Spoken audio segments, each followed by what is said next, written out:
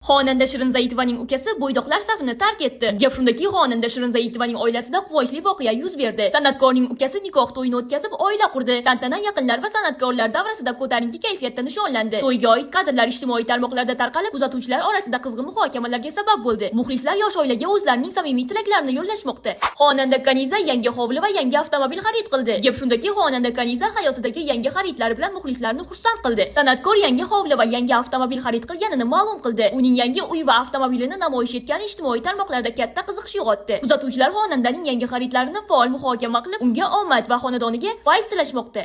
Instablogger Husnora Shodiyeva kengurular yashaydigan o'rmonga bordi. Teleboshlovchi va xonanda Husnora Shodiyeva sayohati davomida kengurular yashaydigan o'rmonga tashrif buyurdi. U tabiat qo'ynida vaqt o'tkazib, kengurular bilan bog'liq qiziqarli lahzalarni muxlislar bilan bo'lishdi. Sayohatdan olingan kadrlar ijtimoiy tarmoqlarda tezda e'tibor markaziga tushdi. Kuzatuvchilar aktrisaning noodatiy sayohatiga qiziqish bildirib, uning taassurotlarini qizg'in muhokama qilishmoqda. Video yoqqan bo'lsa, like bosib, barcha yaqinlaringizga yuborib qo'ying. Shu kabi qiziqarli shou biznes yangiliklarini Toshkentliklar 24 kanalda kuzatib boring.